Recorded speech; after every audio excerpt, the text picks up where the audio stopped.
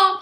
And if you like this video, don't forget to smash the like button and share this video with as many people as you can. And if you're not subscribed to my channel yet, kindly do it so that you don't miss any of my videos. So without any delay, let's get started. And today we are gonna learn about garbage collection in Java, right? So this is also a very interesting topic, and I'm very pumped for this topic.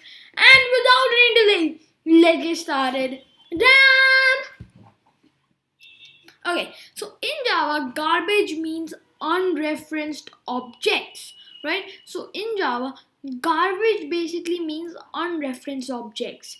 Garbage collection is process of reclaiming the runtime unused memory automatically.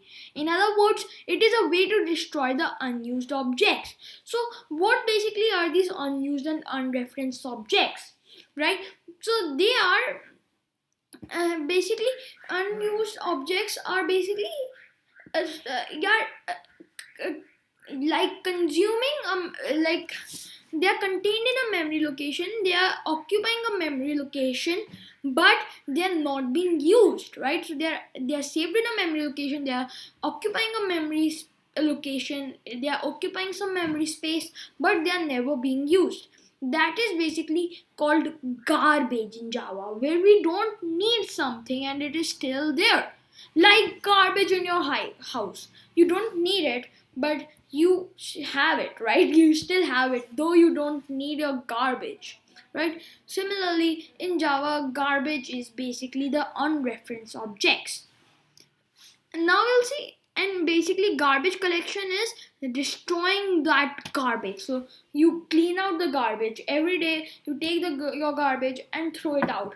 Similarly, in Java also, you take the unused objects that are saved in your memory and they are consuming some space, and then you just dump them and basically delete them out so that you have some space more, right?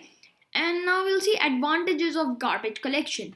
It makes Java memory efficient because garbage collector removes the unreferenced objects from heap memory. How can an object be unreferenced, right? So how can it be basically unreferenced? There are many ways. By nulling reference, by assigning a reference to another, by anonymous object. So let's see how can we null a reference. So over here, if you have an object of employee, this is just an example. So you have an employee class and you're creating an object of that employee class named E. And then what you do, you're doing E equals to null. So now this object is there in the memory state, right? So it is there, but no variable is pointing to that object, right? So basically you have like this phone, in that you have this employee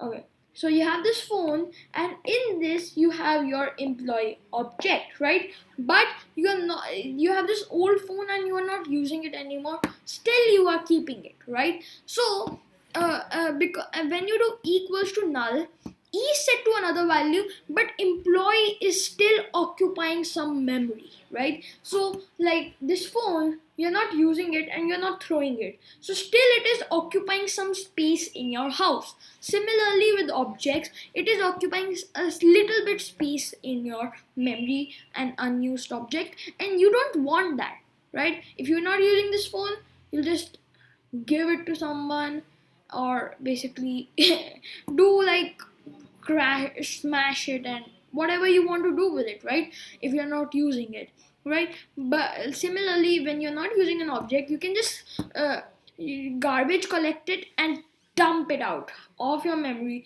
so that, and it will basically be dumped out, so all the unused objects will be dumped out of your from your memory using garbage collection, right? The second way is to create an unreferenced object is by assigning a reference to another. So over here we have E1, and that is an employee object, and then we have E2, that is also an employee object, and we do E1 equals to E2. Now the first object referred by E1 is available for garbage collection, right? So it is available for garbage collection like it was over here, because that even object is occupying a memory location, right? So that even object is occupying a memory location, even that e2 and even are pointing to the same object, but the previous object that even contained is now occupying a memory location, though it is not being referenced to by it is not being pointed to by any variable. Still it is occupying a space, some space in your memory, right? So uh, this is also an unreferenced object now in your memory that can be garbage collected. And finally we have an by an anonymous object. So you are just creating a new object, employee object, but you are not saving it anywhere, right? So basically it is in your memory, just laundering around, right? Okay, so these are the three ways how you can create an unreferenced object, right? So what we have now, the finalize method. So let's see what this is. The finalize method is invoked each time before the object is garbage collected. So this finalize method is invoked automatically whenever we collect the garbage, right? So whenever we try to dump the garbage, first of all the finalize method will be invoked, right? This method can be used to perform cleanup processing. So we can use this method to perform cleanup processing, right? So the garbage collector of JVM collects only those objects that are created with the new by the new keyword. So the garbage collector only collects the garbage, the objects that are created using the new keyword. So if you have created any objects without new, you can use finalize method to perform cleanup processes, right? So the other method that will garbage collect your will not collect the objects that weren't created using new. So you can use the finalize methods to first collect those, and then it will keep on working the garbage collecting on its own. So now let's see the GC method. The GC method is used to invoke the garbage collector to perform the cleanup processing, right? So the GC is found in the system or the runtime class. So garbage collection is performed by a daemon thread called garbage collector, that is GC, right? So this using GC only a garbage collector collection is performed, right? This thread calls the finalize method before object is garbage collected, right? So this thread, what it does, it call the finalize method. So through the finalize method we can just collect all the objects that weren't created using the new keyword, and then GC will collect all the objects that were created using the new keyword and throw them out in the dustbin, right? I don't know what is the dustbin of for Java, right? It must be named something, right? I don't know. So over here we have a public class main, and then in this we have a finalized method that won't return anything, and it is not doing any cleanup processes also. It is just showing us object is garbage collected. And in a main method we are creating an object of a main class S1 and S2, right? And then we are doing S1 equals to null and S2 equals to null. So now these objects are basically laundering in our memory, right?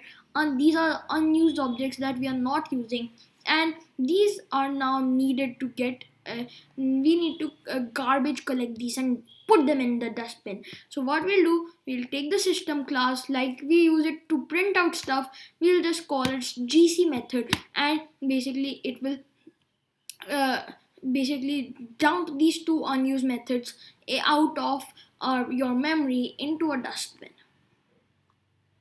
So let's wait for the result. So it is showing us object is garbage collected, because first time when GC is called, it is called to um, remove the first object, and then it is showing us object is garbage collected again, because second time it is called to remove the second object that is not being used. And this will improve your basically improve your performance of your application a lot when you will create a high scale application, and this is all it takes to basically garbage collect your unused objects. I hope you liked the video. If you did, don't forget to smash the like button and share this video with as many people as you can. Thank you guys. Bye. Stay safe, stay healthy, and keep watching my videos. Damn!